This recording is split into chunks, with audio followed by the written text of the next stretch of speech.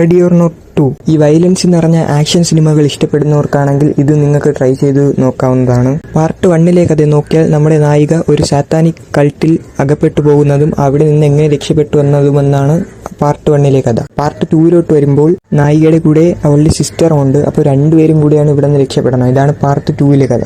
ഫസ്റ്റത്തെ സ്റ്റാർട്ടിംഗ് ഒക്കെ നോക്കുമ്പോൾ പാർട്ട് 1 തന്നെ അതേ സെയിം സ്റ്റോറി അങ്ങനെ തന്നെ പോയിക്കൊണ്ടിരുന്നു. പക്ഷെ എൻഡിങ് ഒക്കെ ആയപ്പോൾ സിനിമ ചെറിയ വ്യത്യാസമൊക്കെ വന്നു തുടങ്ങി.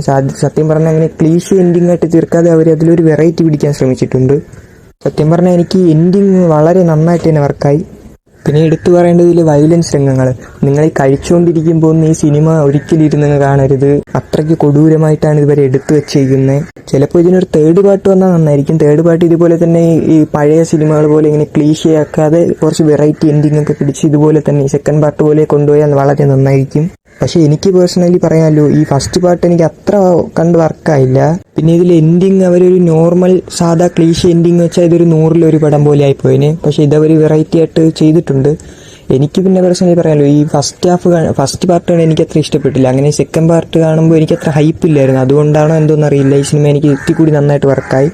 ഹൊറർ വൈബ് അത്ര അവർ ഈ സിനിമയിൽ അങ്ങ് പിടിച്ചിട്ടില്ല. ഹൊറർ വൈബ് ഇഷ്ടമുള്ളവർക്ക് ഇത് ട്രൈ ചെയ്യാവുന്നതാണ്. അത്ര ഹൊററില്ല, എന്നാലും നൈസായിട്ട് തന്നെ അവർ എടുത്തു വെച്ചിട്ടുണ്ട്. സിനിമ ഏതാണ്ട് 1.25 മണിക്കൂറേ ഉള്ളൂ. ഓവറായിട്ടിട്ട് ലാഗ് അടിപ്പിക്കാതെ പെട്ടെന്ന് തന്നെ കഥയിലോട്ട് അങ്ങ് പോകുന്നുണ്ട്. ഫസ്റ്റ് ഒരു 10 to 20 മിനിറ്റ്സ് എന്തോ ചെറിയ കഥയിലോട്ട് വരാൻ ചെറിയൊരു സമയമെടുക്കും. അത് നിങ്ങൾക്ക് അത്ര പ്രശ്നമില്ലെങ്കിൽ നിങ്ങൾക്ക് ട്രൈ ചെയ്യാം. ആ 20 മിനിറ്റ്സ് കഴിഞ്ഞാൽ സിനിമ അങ്ങ് കയറി അങ്ങ് പോയിക്കോളും.